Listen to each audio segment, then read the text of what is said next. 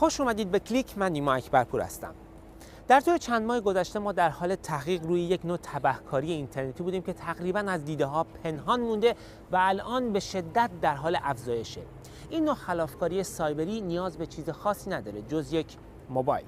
این نوع هک از علاقه ما به همیشه آنلاین بودن سوء استفاده میکنه، خصوصا وقتی که میخوایم به یک هات اسپات وای فای وصل بشیم.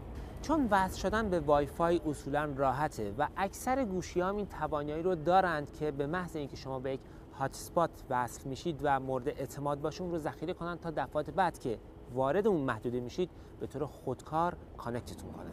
اما حتی هات اسپات های مورد اعتماد شما ایمن نیستن، چون ممکنه که دستگاه همراه شما گول بخوره و به یک هات اسپات دقیقاً با همون نام متصل بشه. شبکه‌ای که توسط تبهکارها راه‌اندازی شده و به اصطلاح به این نوع حمله میگن ایول توین یا همزاد بدزاد. و ما متوجه شدیم که تا زمانی که این همزاد بدزاد کنار شما هست، با یک موبایل میتونه به همه اطلاعات شما دسترسی پیدا کنه. معناش اینه که هکر میتونه بغل دستتون باشه. گزارشی از مهرناز فرهمند. از بیرون که به زندگی شهری این روزامون نگاه کنیم، یه سری موجود دوپا همش از اینجا به اونجا میرن و در حال تلاش و تکاپوان. در حین همه این رفت و آمدا هم سرشون توی یه دستگاه کوچیک مستطیله. واقعا تو این دستگاه چه خبره؟ خوشبختانه چون این موجودات از وای فای استفاده میکنن، میشه به راحتی سر از سرشون در آورد. وقتی توی پارکن، واقعا ترسناکه، وحشتناکه. هر کاری که میکردم روی یکی میتونسته ببینه. یا کافی شاپ.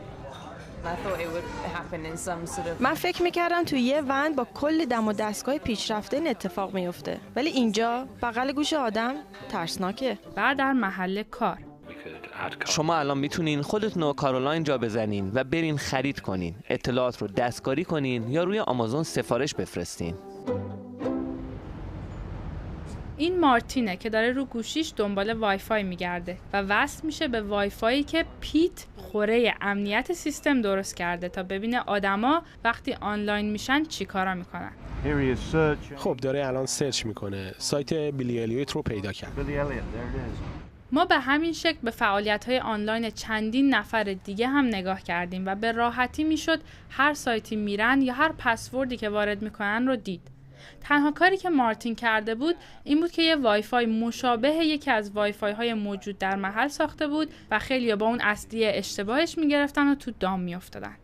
و این در حالتیه که از یه اتصال وای فای عمومی که پسورد هم لازم نداره استفاده کنید. شاید فکر کنید وقتی یه وای فای بهش وصل بشید که پسورد بخواد وضعیت یه ذره امن‌تره، ولی آیا واقعا همینطوره؟ وای فای این کافی شاپ در عوض پسورد داره که روی پیشخونش نوشته شده و مشتری‌ها میتونن از این پسورد استفاده کنن. اما این موضوع اصلاً کار رو برای پیت سخت نمی‌کنه. اون میتونه یه وای فای مشابه با همون پسورد بسازه و لوسی رو توی دام بندازه. ما میتونستیم ببینیم که بلیت چه پروازی رو رزرو کردی. بنابراین حالا میدونیم که تو چه زمانی خونه نیستی. همینطور میدونیم برنامه کاری چجوریه، کجاها و با کیا جلسه داری، که اینا ممکنه برای کارفرما جالب نباشه.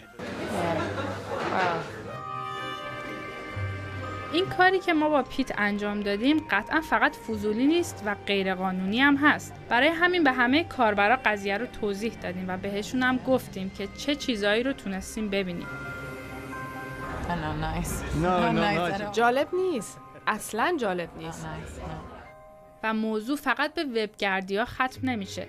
خیلی از اپلیکیشن ها وقتی به اینترنت وصل میشین به صورت خودکار اطلاعات رو بروز میکنن. برای همین حتی اگه گوشیتون رو از جیبتون در نیارین هم امکان هک شدن اطلاعاتتون وجود داره. مثلا این اپ اشتراک گذاری عکس داره ایمیل و پسورد کاربر و دفترچه تلفنش رو بروز میکنه و همه این اطلاعات رو پیت میتونه ببینه. البته یه نکته اینه که دم و دستگاه هکری پیت خیلی جمع و جور نیست، ولی به نظر میاد اخیراً میشه همه این کارا رو فقط با یه گوشی موبایل هم انجام داد که اینجوری دیگه هیچ کس شک نمیکنه. مایک همین کارو میکنه. اون یه وای فای مشابه وای فای رستوران ساخته و همه کارهایی که کارولاین انجام میده رو میبینه. و اینجاست که میرسیم به سوال معروف چه باید کرد. بخش جرایم اینترنتی پلیس اروپا میگه کلاً از وایفای عمومی نباید برای انجام کارهای مالی یا هر کار حساس و مهم دیگه ای استفاده کرد و بهتر صبر کنید تا برسین خونه. قبلا تمرکز ما بیشتر روی هک شدن سیستم‌های بزرگ و لو رفتن منابع اطلاعاتی عظیم بود. اما الان بیشتر تبهکارهای اینترنتی فهمیدن فرصت‌های بسیاری برای هک کردن فعالیت‌های اینترنتی آدمای تو خیابون و مکان‌های عمومی وجود داره و افتادن دنبال هک کردن وایفای‌های عمومی. برگردیم به کافی شاپ. لتی داره ایمیلاشو چک میکنه اما این بار نمیشه اطلاعاتشو دید. اون داره از یه سرویس ایمیل اینکریپت شده استفاده میکنه. اکثر خدمات ایمیل اینطورین و وقتی بالای مرورگرتون HTTPS یا علامت قفل رو میبینید یعنی امکان هک شدن ایمیل پایینه. اما نه، خیالتون راحت نشه چون کارشناسای امنیتیمون یه راهی برای عبور از اونم پیدا کردن. فقط با یه اپلیکیشن موبایل. الان کارولاین داره آنلاین خرید میکنه. مایک نیاز نداره یه وایفای قلابی بسازه بلکه به همون وایفای اصلی وصل میشه و اپی که روی گوشیش داره هر چی کارولاین روی گوشی خودش میبینه رو به مایک نشون میده. اینجوری میتونه به هر سایت اینکریپت شده دیگه هم وارد بشه و این یعنی وقتی با گوشیتون به وایفای متصل میشین هکرتون میتونه بغل دستیتون باشه.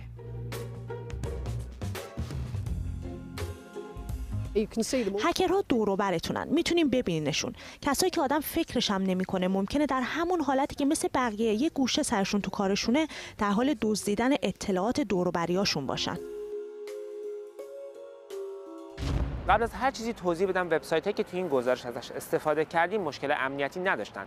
هک زمانی اتفاق افتاده که یک دستگاه مثل موبایل خواسته وصل بشه به وبسایت، در واقع در اون حلقه اول اتصال از طریق وای فای. خب میک پدینگتون اینجاست که از کسانی که کمک کرد به ما در ساخت این گزارش. سلام. همینطور که تو این گزارش ما نشون دادیم خیلی از مردم دیگه میدونند که وای فای زیاد امن نیست. آیا معناش اینه که باید بهشون توصیه کنیم اصلا از وای فای استفاده نکنن؟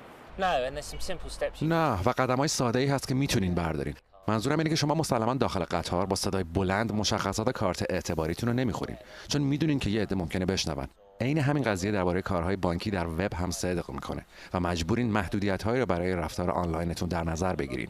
اصولاً پسوردهای به اصطلاح داینامیک امن‌تر هستن. یعنی حالتی که به فرض مثال اگر داخل اتاق هتل باشین از شما اسمتون و شماره اتاقتون رو بپرسه و بعد بر همون اساس یه پسورد براتون بسازه. چنین پسوردی خیلی امن‌تر از حالتی که بریم به یک کافی شاپ معروف که نام و پسورد وای فایش رو زده به دیوار. آیا این معناش اینه که از طریق شبکه موبایل اگه متصل بشیم اتصال امن‌تری خواهیم داشت؟ بله امن‌تره، اما مشکل اینه که اکثر مردم به طور اتوماتیک به وای فای وصل میشن. بنابراین لازمه از این بابت که دستگاهتون به چه شبکه‌ای متصله آگاهی داشته باشین و اینکه آیا طوری تنظیمش کردین که اتوماتیک بره سراغ وای فای. کلا شبکه موبایل امنیت فوق‌العاده بالاتری داره چون که کل ارتباط بین دستگاه شما و دکل مخابراتی انکریپت شده. منتها مشکل اینه که کار با وای فای راحت‌تر و در اکثر موارد سریع‌تره. شبکه 4G هم که هنوز فراگیر نشده. به همین خاطره که انتخاب اول مردم وای فای. میک خیلی ممنون که تو برنامه شرکت کردید. شما اگه تجربه‌ای در این زمینه دارید میتونید با